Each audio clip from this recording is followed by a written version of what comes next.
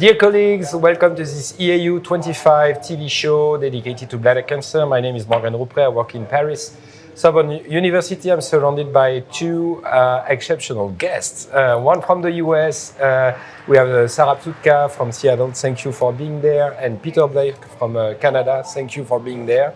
We have noticed during this congress there were a lot of communication dedicated to bladder cancer, and specifically this morning with a full plenary session, then a game changer session, then rapid fire debate. So there is a lot in the pipeline at the moment in, I would say, any area of bladder cancer. We'll start to discuss, if you don't mind, with the low risk non-muscle invasive bladder cancer, because there are more and more, I would say, tools that are developed with the development of daycare surgery. Are we ready for to avoid TURBT in low-risk patients? Are we in a moment in time where chemoablation is not just a concept becoming a reality? So I assume you were attending the session this morning. What did you think about the debate? Well, I think, first of all, I was just so pleased that that was a critical debate here, because I think that, especially in the disease state of intermediate risk non-muscle invasive bladder cancer, this has become an incredibly hot topic. I think the focus on the treatment burden that those patients who have non-lethal bladder cancer face, with the repeated returns to the operating room and the morbidity and mortality that exposes patients who really are never likely to die from their disease, but are likely to sustain just repeated sort of insults related to the treatment. I think that the focus on that, I'm really excited that the EAU is putting a spotlight on that. But I think that this is obviously an area of tremendous amount of discussion. So with respect to the risk stratification of intermediate risk disease, to try to see if we can identify those patients in whom we do need to escalate therapy, or that we can move away from the paradigm of transurethral resection and induction chemotherapy and move towards more of an ablative strategy, an office fulguration strategy, or even, as we heard this morning, an active surveillance-based strategy. Yeah, and on top of that is something that you do in the US currently. The tradition in Europe is much more to stick to the traditional TURBT. But we were also discussing with the preservation strategy we will touch on in muscle invasive bladder cancer, and one of the radiation oncologists said we want to preserve the bladder, but we want to preserve it functional. Yes. Which it is a bit different from the vision they have of having the bladder intact and functional. Yes. And I think as a urologist we are very sensitive to these words. Peter, your opinion? Yeah, I think, for intermediate risk non-muscle invasive bladder cancer, so the low grades that keep coming back or multiple, I think we really overtreat those in a lot of patients. And so doing less is certainly more in a lot of patients. I do a lot of office fulgurations. It's just so easy. Mm-hmm. We saw this morning, using a laser. Lasers are expensive and not easy, but you can just pull out a Bugby electrode and fulgurate small tumors. Very easy to do. And then you can avoid any intravesical therapy. But I do think that we're going to be doing a lot more ablative therapy in the future, whichever patient population it is. But if we can avoid TURBTs by simply ablating tumor, I can imagine testing for FGFR3 alterations in the urine without touching the tumor, just treating with FGFR3 inhibitor in the bladder, or FGFR inhibitor, and never resecting. So you would think as a starting point to go into personalized medicine in this field in particular, not maybe to address chemoablation in any random patient, but with the mutated patient is probably the way to go at the moment. That's one way to go. I think you can use chemoablation is what we have now available, and that's anybody. But if you have the FGFR3 alteration in the urine, you're just more confident that you know what you're treating. You know it's it's more likely to be low grade. You don't actually know it, but I think it's a promising avenue. And to your point, so we actually know that the FGFR and those mutations are low-grade tumors are enhanced for those. So identifying those patients, they are more likely to respond to a therapy such as an FGFR3 inhibitor. And what about the cost of the daycare surgery? We were talking also about fulguration, the possibility of the thulium. Nobody has touched on the cost of a fiber that you could use. You can consider for stones, but what about a small spot of the bladder? That's why I was saying for us, it's a Bugby electrode that probably costs $20, and there's no. It's done in our office. There's no facility fee. There's no patient doesn't have to come 2 hours ahead of time and stay 2 hours afterwards. It's very quick and easy. Yeah, the financial implications of that strategy are incredible when you think about the fact that you're minimizing not only the operating room costs, the anesthesia costs, but the indirect financial toxicity that the patient sustain. I mean, if you think about it, for every day in the OR, that patient has taken off at least 1 day of work, but also their caregivers have. So it goes beyond just out-of-pocket costs as well as depending on your payer system, your insurance costs. But I think we do the exact same thing. It does not add much time to a visit. You can do an in-office, we do a biopsy in fulguration just to ensure that we have histologic sampling. And it takes 10 minutes to instill lidocaine in the bladder to permit appropriate anesthesia, but it's extremely well tolerated. And then the whole procedure is probably less than 20 minutes. Yeah, it makes a lot of sense. Let's jump into the discussion of muscle-invasive bladder cancer, because you know there is a lot going on also in terms of bladder preservation strategy historically. So we are TMT, so it's radiation, multiple transurethral resection, and chemo. But we are in a moment in time where some colleagues are saying that maybe we should skip the radiation therapy part.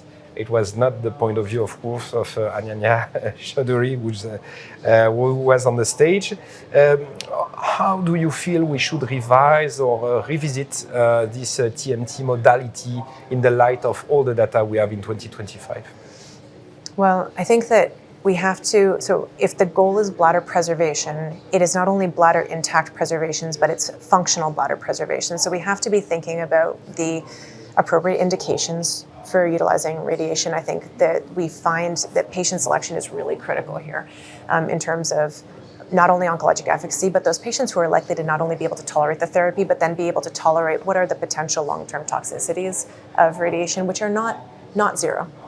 And I think also with evolving systemic therapy and sort of increased efficacy of local and distant disease control, I think it becomes the question of sort of adjudicating those patients that do not need to proceed to local control. And I'm going to be more broad here. It's not just radiation, but the question comes up, and it was a big hot topic this morning, those patients in whom we can start to think about sparing the bladder and not taking them to radical cystectomy.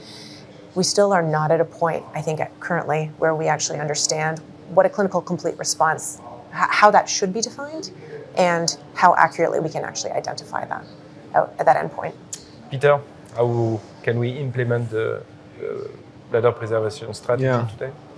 I mean, I think the focus this morning in the plenary was really around the patients who've had a great response to neoadjuvant therapy, whatever that therapy is or will be. I think it's a no-brainer that those patients will do well with trimodal therapy. They have very little or maybe no tumor burden. So I don't think there's anything contentious there. Yeah.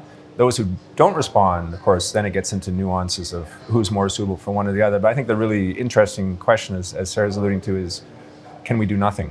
So how do we figure out which patients don't even need the trimodal therapy? And then we can really reduce the risk of long-term complications, because trimodal therapy is in the short term certainly less morbid than surgery, but in the long term there are risks. Yeah, and one point which was made by the radiation oncologist was about the fact that if we decide to go for a three-modality preservation treatment and it's a failure, there is always room to do cystectomy after the radiation therapy. And she said, out of the blue, that it was very easy to take out a bladder after radiation therapy. I wanted to expand a little bit the discussion on that, because we were obviously running out of time during the session. But honestly, in our your experience, is it true that the morbidity is the same of the cystectomy after radiation therapy? So I trained in an institution where we did a lot of trimodality therapy, and there have been a number of papers that came out of MGH that have demonstrated the safety if you look at sort of overall complications rates. But I do think that there's tremendous technical challenges that can develop from a radiated, when you're attempting to dissect out a radiated pelvis. The other issue is a lot of times, so one is the amount of time between the TMT and when the patients come to surgery. So you may have an increasing accumulation of other geriatric deficits and comorbidities, so that you're actually operating on a much sicker patient if there has been a fair amount of sort of time in between. And some of the radiation toxicities take 5 to 10 years to develop. But I would also say that those patients are at risk not only for just local challenges with respect to loss of surgical planes, there is an increased risk of rectal injury. It is small, but it is still there, and that is a devastating complication. But I would say also that the radiated bowel does put these patients at risk for postoperative ileuses and prolonged hospital stay. So I would caution anyone against saying that is an easy operation. Would you like to add anything? Yeah, I mean, I think it's very doable. Yes. And sometimes I think you have to differentiate also what the radiation was for. We're talking specifically radiation for bladder cancer because it will often be a lot harder if they've had radiation for prostate cancer or even brachytherapy, which can be very difficult. Or cervical cancer. Or cervical cancer. And I've done cystectomies after tremolotherapy where I couldn't really tell that the patient had been irradiated. Maybe that's why it didn't work. But and it's usually the failure is often early. So as Sarah said, you don't necessarily have a lot of the fibrosis and stuff that you would get later on. So it's very doable. I have done the occasional neobladder in that setting, but I think we should not be just telling everybody that you can do a neobladder just like in a non-irradiated pelvis. I don't think that's fair. Okay. One other point which is I would say challenge at the moment in muscle-invasive bladder cancer is the reality of the necessity of cystectomy after neoadjuvant chemotherapy, because the equation in the guidelines is neoadjuvant chemo and then radical cystectomy. This is a full journey. But some people are saying, whoa, there is endoscopic evidence of the absence of tumor after 3-4 cycles of chemo. We should skip the cystectomy. So are we in a moment where the response to the treatment is easy to assess? Because you touched on this point during your session. You were saying that PET-CT imaging was a bit disappointing, so you were touching on ctDNA. Do you think it's a dangerous path to take, or it's a question that needs to be raised according to the tools we have to assess the disease at the moment? What is your point of view? So definitely a question we have to address. I think, so we've had traditional neoadjuvant chemo, and we know the response rates. We know that we're likely to miss residual muscle-invasive disease with just CT, even rebiopsy and urine cytology. But we now have chemoimmunotherapy, which, the outcomes are even better. And I think a lot of us anticipate that we'll have neoadjuvant enfortumab vedotin plus pembro, and the complete response rate will be even higher. So there are a lot of bladders that we are potentially going to be removing unnecessarily. And I think right now I would still consider it experimental. I wouldn't just go home tomorrow and start preserving bladders without a little bit more data. But I do think that ctDNA is likely to have a big impact, because if you have ctDNA detectable after neoadjuvant therapy, that patient's probably not suitable for preserving the bladder. So that's kind of an easy black and white decision. To stratify the patient suitable for surgery.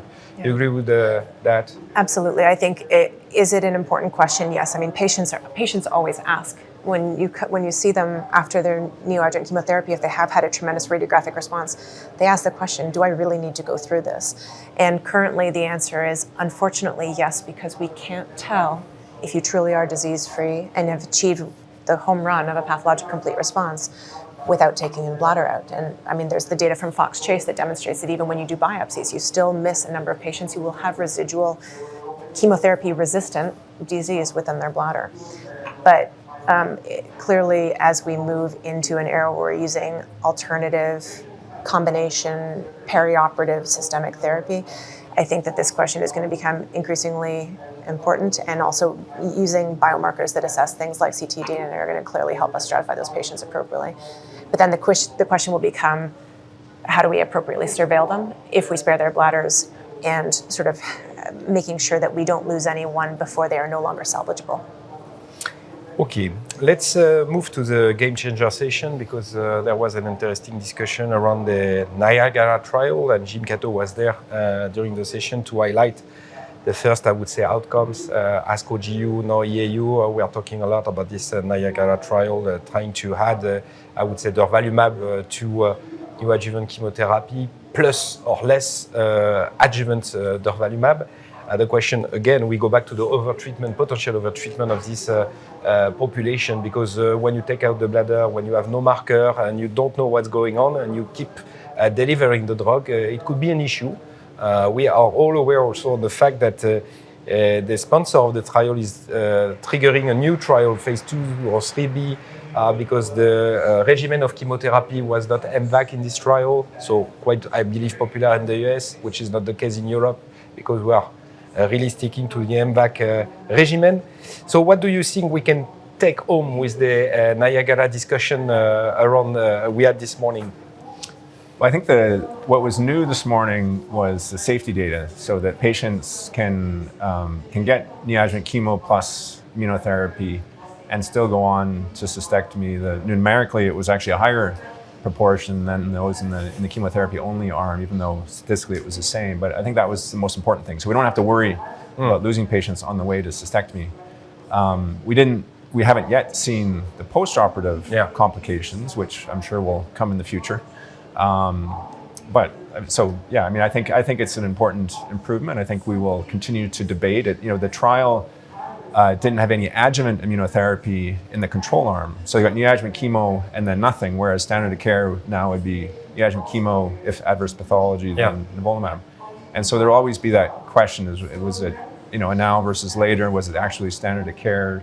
What should it really change practice? And going back to the checkmate, if you remember, with the nivolumab, they were assessing the PD-L1 status of the patient, which is not the case here. Obviously, any random cystectomy could be included here. What do you see in NIAGARA, which is interesting from your point of view? Well, I think obviously as we continue to think about how do we attain better rates of local control with neoadjuvant therapy and I think the overall survival benefit, without question, that is a critical point that we should all focus on.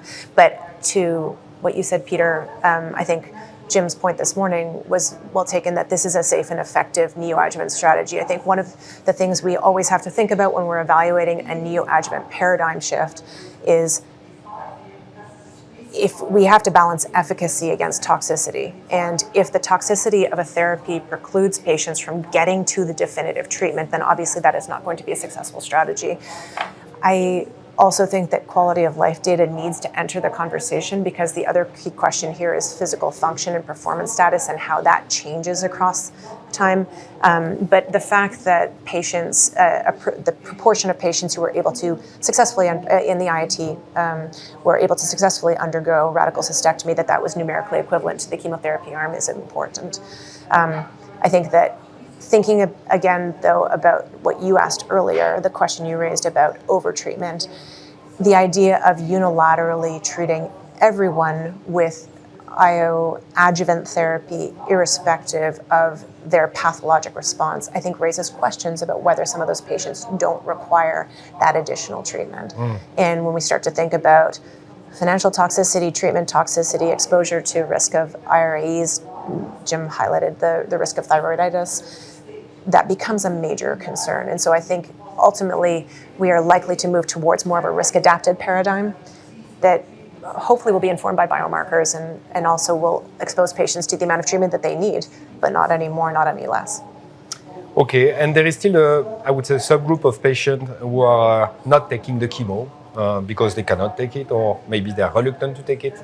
And so you were presenting this morning this new possibility, I would say, inside the trial of the combo of intravesical treatment with the TAR 200, so the Bretzel plus the local chemo, plus the systemic immunotherapy with sertrelimab.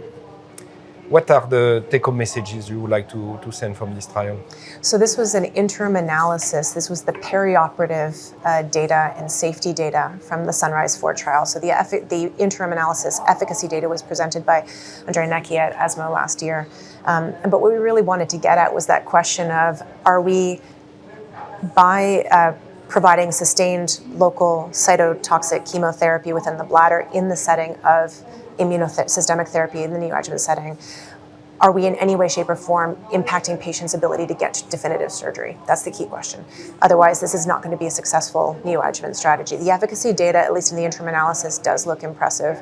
The pathologic complete response is essentially doubled in the TAR 200 plus sertrelimab arm compared to the sertrelimab arm alone. But what we talked about this morning was the fact that all the patients were able to safely get to radical cystectomy in a median of 13.5 weeks, which was within the the pre-specified window to cystectomy within the protocol. We talked about the fact that there was no significant increase in post-operative complications, which is obviously a major issue. Performance status was preserved. And again, you have to think about the fact that this is a patient population here. The inclusion criteria mandated not only cisplatin ineligibility, but also cisplatin refusing patients. And that's important because a lot of our patients are wary of receiving cytotoxic chemotherapy prior to radical cystectomy. And at least if you look at sort of recent reports, up to 50% of patients are ineligible for cisplatin. So it posits that this may be a successful strategy going forward, and it underscores the safety of the approach, at least based on this initial interim safety analysis. So we are facing an intravesical disease plus a bladder wall disease and potentially micrometastatic dissemination. Of course. And we treat it with a new drug, PDL1 systemic, but an old-fashioned, I would say, intravesical drug. Yeah. Peter, how do you see this data, this presentation, and this concept? Yeah, I think today's presentation about safety wasn't surprising. I think I didn't expect TAR-200 in the bladder to cause too much trouble, and then the systemic immunotherapy, we have enough other data around, including the NIAGARA data that we also saw, so safety data. So that's reassuring, but I think what'll be really important there is, just as you were alluding to, is that the idea behind neoadjuvant therapy is not just to shrink the primary tumor, it's actually to hit micrometastatic disease outside of the bladder. Mm-hmm. And we know that the response in primary tumor is like a surrogate. It's not a true surrogate of systemic response, but here it's not necessarily, because the drug is actually put in the bladder. Right. So we really want to see if there is a longer term, either recurrence-free or metastasis-free overall survival benefit before we really buy into the efficacy results of that trial. Perfect. I would like to thank both of you for the discussion. We had the opportunity to take in front of the camera of the EAUTV and enjoy the rest of the Congress. Thank you. Thank you. Thank you.